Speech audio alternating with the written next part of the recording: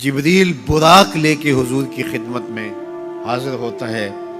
حضور فرماتے ہیں دون البغل فوق الحمار، وہ جو براق تھا وہ خچر سے کچھ چھوٹا تھا اور گدھے سے کچھ بڑا تھا، تو میرے لیے براق تیار ہے۔ تو جبریل نے کہا کہ سب سے پہلے آپ کے دل کو غسل دینا ہے۔ تو فرماتے ہیں کہ میرے سینے سے دل کو نکالا گیا اور ایک تشتری میں رکھا گیا، اللہ اکبر، اور آب زمزم سے اس کو غسل دیا گیا۔ جب دل کو غسل دیا گیا تو جبریل نے حضور کے قلب اطہر کو دیکھا تو حیران ہو گئے اور بے ساختہ پکار اٹھے۔ علامہ بدر الدین عینی نے شرح صحیح بخاری کے اندر لکھا ہے کہ جو ہی قلب مصطفیٰ جبریل نے دیکھا تو بے ساختہ پکار اٹھے کہ قلب سدید فیہ عینان تبصران و اذنان تسمان، واہ واہ کیسا دل ہے جس میں دو آنکھیں ہیں دیکھتی ہیں، دو کان ہیں جو سنتے ہیں۔ ایسا دل کائنات میں پہلے کسی نے نہیں دیکھا، نہ کسی کا ہوا ہے، جس میں آنکھیں بھی ہوں، جس میں کان بھی ہوں۔ جو قصیدہ پڑھا جاتا ہے مصطفیٰ جان رحمت پہ لاکھوں سلام، اس پورے قصیدہ سلامیہ کے اندر حضور کے ایک ایک عضو کی تعریف کی گئی ہے۔ کبھی ہونٹوں کا ذکر کرتے ہیں، پتلی پتلی گلے قدس کی پتیاں، ان لبوں کی نزاکت پہ لاکھوں سلام۔ کبھی ہاتھوں کا ذکر کرتے ہیں، ہاتھ جس سمت اٹھ گئے غنی کر دیا، بحر موج سماحت پہ لاکھوں سلام۔ کبھی بازوؤں کا ذکر کیا، جن کو بارے دو عالم کی پرواہ نہیں، ایسے بازو کی طاقت پہ لاکھوں سلام۔ کبھی سر کا ذکر کیا، جس کے آگے سرے سروراں خم رہے، اس سرے تاج رفعت پہ لاکھوں سلام۔ کبھی حضور کی مبارک بینی کا ذکر کیا، کبھی آنکھوں کا تذکرہ کیا، کبھی حضور علیہ الصلوۃ والسلام کی مبارک زلفوں کا ذکر کیا، ایک ایک عضو کا ذکر کیا۔ چلتے چلتے جب دل پہ آئے تو اعلی حضرت کا قلم نہیں رک جاتا اور سوچتے ہیں کیا لکھوں، اور اعلی حضرت بولے دل سمجھ سے ورا، دل سمجھ سے ورا، مگر یوں کہوں غنچائے راز وحدت پہ لاکھوں سلام۔ دل سمجھ سے بالا ہے لیکن یوں کہہ دیتا ہوں اللہ کے رازوں کا امین ہے تو وہ قلب مصطفیٰ ہے صلی اللہ علیہ وسلم۔ تو حضور علیہ الصلوۃ والسلام کا مبارک قلب اطہر جب نکالا گیا تو جبریل نے کہا قلب وقی فیہ عینان تبصران و اذنان تسمعان، واہ واہ کیسا دل ہے جس میں دو آنکھیں ہیں جو دیکھتی ہیں، دو کان ہیں جو سنتے ہیں۔ حضور کی آنکھیں ہماری آنکھوں جیسی نہیں ہیں، نہ ہماری آنکھیں حضور کی آنکھوں جیسی ہیں۔ ہماری آنکھوں کے اندر تو میل کچیل آتا ہے، حضور کی آنکھوں میں مازاق کے کجلے لگے تھے۔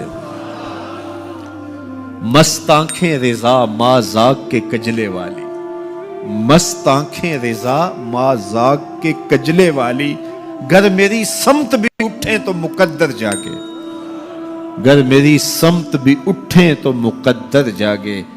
تو حضور کی مبارک آنکھیں، اللہ اکبر، کیا خوب سجن دیاں اکھیاں نے، کیا خوب سجن دیاں اکھیاں نے، جویں پر کے سرائیاں رکھیاں۔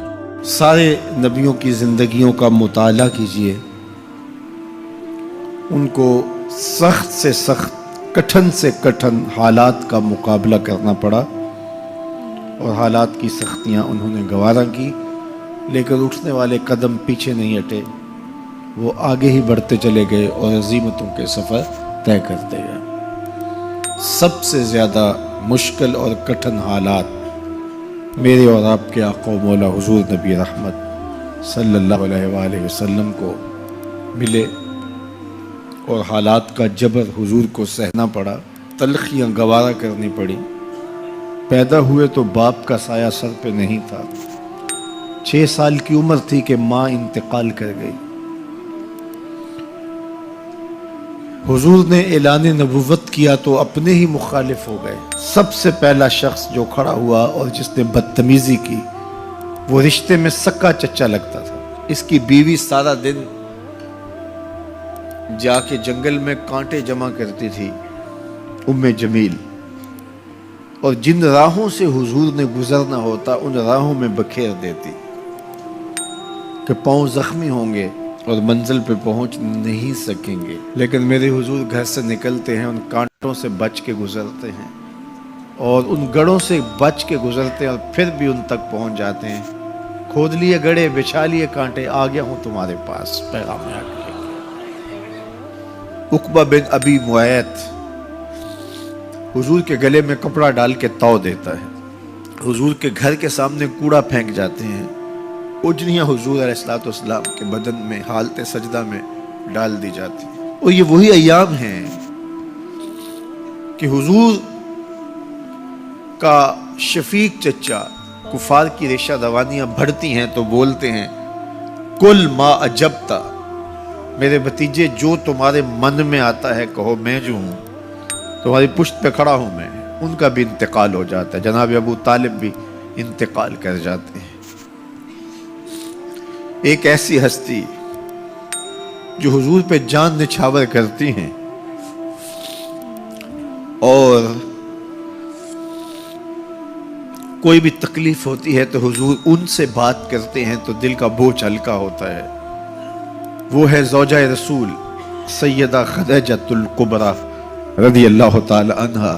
نزول وحی کے بعد جب حضور کی طبیعت پر ایک گرانی آتی ہے تو وہ خدیجۃ الکبریٰ ہی تھی جو کہتی ہیں کہ کلا واللہ ما یخزیک اللہ ابدا، حضور آپ پریشان نہیں ہوں، آپ کا رب آپ کو کبھی بھی تنہا نہیں چھوڑے گا اور آپ کو پریشان نہیں ہونے دے گا، اس لیے کہ آپ دکھیوں کے کام آتے ہیں، ضرورت مندوں کی ضرورتیں پوری کرتے ہیں، اور جن کا کوئی کمانے والا نہیں آپ اس کی مدد کے لیے کھڑے ہوتے ہیں، یتیموں کا سہارا ہیں اور بیواؤں کا آسرا ہیں، آپ کا رب آپ کو کبھی بھی پریشان نہیں ہونے دے گا۔